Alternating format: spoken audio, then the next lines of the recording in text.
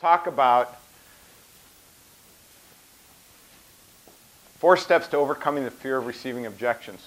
Again, it's not no, it's a request for more information. I'm happy at my current office. Don't you love that, owners? I'm really satisfied where I'm at. I love bringing those folks over about a week or 2 later. If you're prepared, you can easily overcome the objection. It's simply about being prepared in advance. If you overcome, you are 1 step closer to a sale. And if you don't, you will lose the sale. Very simple. Number 1, this is not no. Remember, they're not rejecting you. All you realtors are alike. You're calling the expired. You decide to start calling expireds. What are you doing calling me? Nobody called me while my home was listed. Now I have 8 bags of junk on my doorstep, and now you're calling me. Don't take that rejection personally. It's not no, it's a request for more information. John, why are you wanting to sell your house in this market? To begin with, let's level shift the conversation to what is really important. Let's just control the conversation. Let's take the emotion out of it. Here, does anybody have a fear of rejection from, let's be honest. Come on. For the rest of you, you're lying. You all have a fear of rejection to some level. Here's 3 words for you. This is really important. You need to write this down. On the fear of receiving an objection. And it's 3 easy words. You can remember, you can write this down. It's called get over it. Get over it. Quickly. First of all, it's not no. It's a request for more information. If you're prepared, you can easily overcome. If you overcome, the sale is won. If you don't, the sale is lost. Let's talk about the art of overcoming objections. So how do we do this? Without rolling out all the scripts, and I'll give you some examples here in a little bit. We're doing pretty good on time. Validate concern. When I'm talking about validating concern, we don't want to create an adversarial relationship, and we don't want people to get the idea that we don't care about them. So let's say we have a scenario where the seller, you're talking to that expired. And they say, you realtors are all alike, just like we heard, right? They all think we're all alike. They're all alike. Nobody calls until the house expires. Now here you're all showing up. Where were you when I had my home listed? John, I understand how you feel. And others like you have felt the same way. Trust me, you're not alone. And what they found when we took the time to meet with them and discuss their needs and show them what separated us from the rest, what was really important was their motivation and desire to sell, and our 8-step program helped sell their home. What I just demonstrated to you very quickly was what is called feel, felt, found. You can write that, feel, felt, found. It's a great technique to keep you validating their concern. I understand how you feel validates them. Here's what invalidates them. I understand how you feel, but invalidates that. You just lost. Okay? You might as well pack up and go home. It's I understand how you feel, and. Others, like you, have felt the same way. And what they found, such and such, feel, felt, found, validates their concern. Ask open-ended questions. Here we go again, those open-ended questions. We need to be a master of that. We ask open-ended questions to find out their true needs. John, I'm comparing you against 3 other companies or 3 other agents. Great. Who are those 3 other agents? What do you like best about them? How did you choose them? What's most important to you in your agent relationship? John, if I met those needs, could we possibly do business? And there's your closing question. 3 or 4 open-ended questions to the final closing question. Ask open-ended questions. Practice active listening. Will do you no good if you're asking open-ended questions if you're not practicing active listening.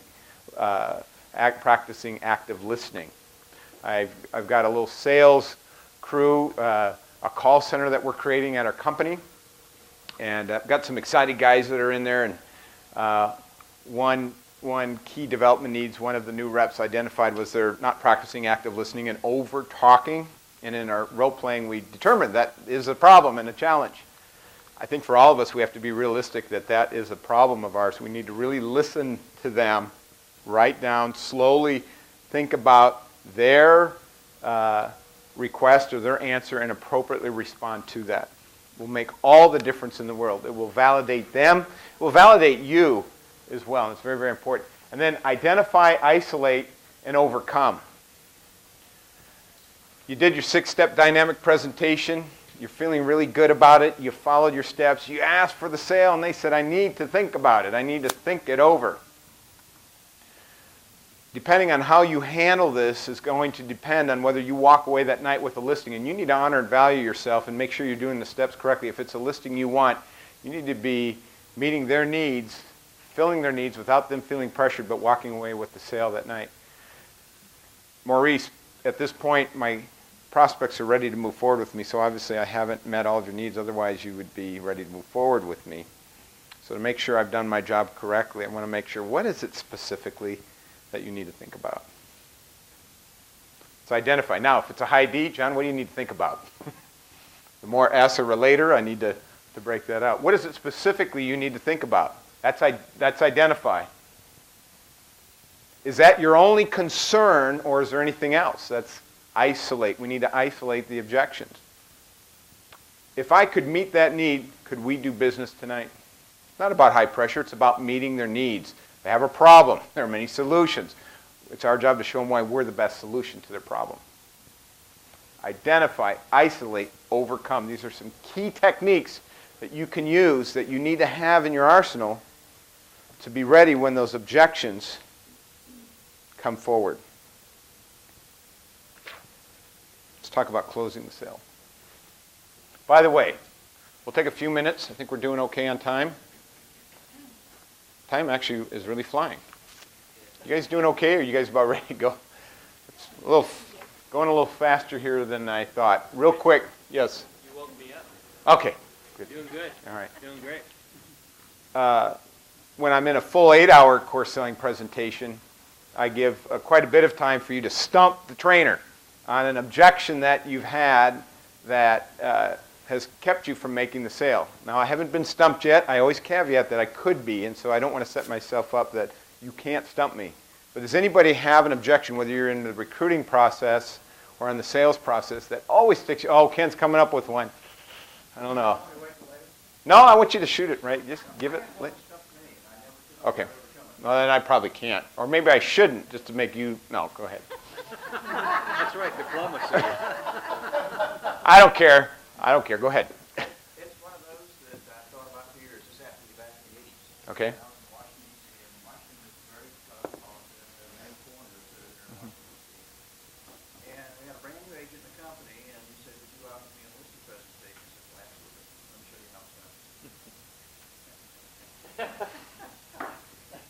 So we got the presentation. We come into the seller's home, and the gentleman is very well dressed, very much in control, and he was foreign. And the agent that I had with me had migrated to America and was foreign. And the first question I asked was, would you like to have your wife present when we make the presentation? The gentleman said, no. She's in the kitchen. Okay. All right. I asked the question a second time, and he said no. Then we sat down, and the seller asked the agent that I had with me, you don't seem to be from America. Where are you from? He says, I'm Lebanese. Oh, really?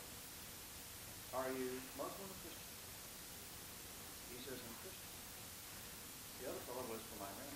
He was Muslim. He excused us and gave me up and leave. And I haven't figured out a way. Okay, you got me.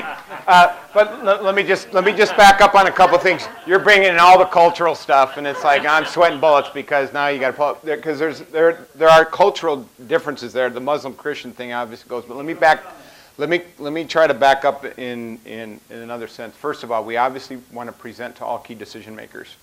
How's a decision made like this in your family? Let's make sure we have, generally if it's a husband and wife, let's have them both there. Let's not present unless we have them there.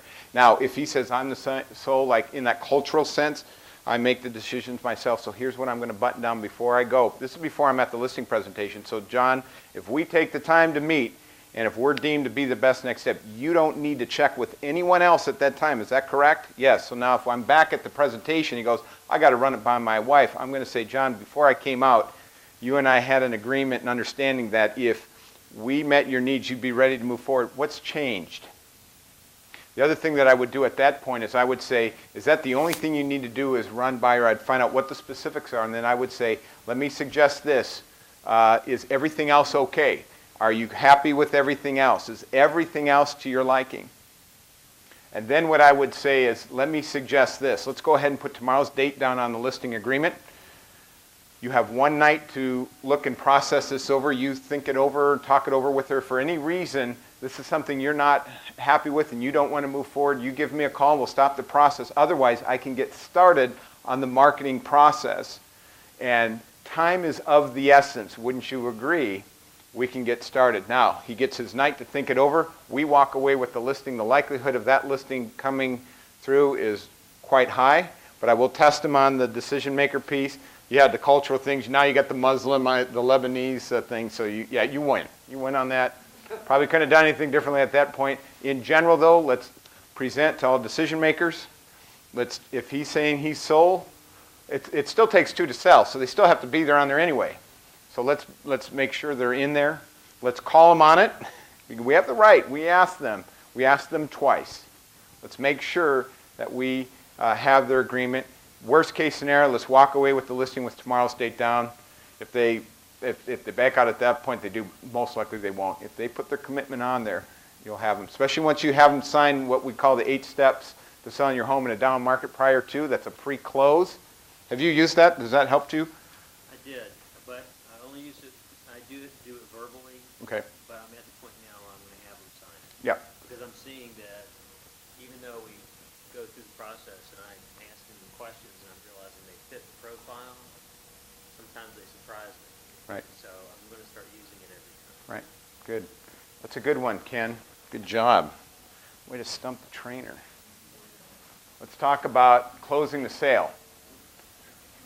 Closing questions we say we need to ask throughout the process. We already determined that. At the initial call, we talked about the pre-qual. We talked about at the presentation. We also talked about objection handling all the way through. There are little landmines throughout the whole sales process that if we're not equipped in advance, we're going to lose the sale. We need to be razor sharp. We need to be bulletproof. We cannot afford to wing it, especially in this market. Goal of closing questions. We're wrapping up and then we'll demonstrate are we doing okay there, Ken? Good time to demonstrate this. Goal of closing questions. First of all those closing questions along the way. In fact, at the building instant rapport stage in our scripting, we say, could we take a few minutes to see if we're a fit for each other? That's a bridge to the pre-qual. It's to buy more time. Sometimes all you need is 5 more minutes. You need to be asking for 5 more minutes if that's what you need. That's especially in that early building rapport stage. It moves the prospect through the sales process. From the at the end of the pre-qual, we ask the upfront contract. Would you be ready to move forward that night? At the presentation, we talked about the 6 steps and the mini bridges in between. Finally, it consummates the sale. Finally, we have to ask for the order. At the motivate stage, we say, would you like to get started? Would you like me to start the paperwork? Whatever your favorite close is, we need to be asking at that time. It finally consummates the sale.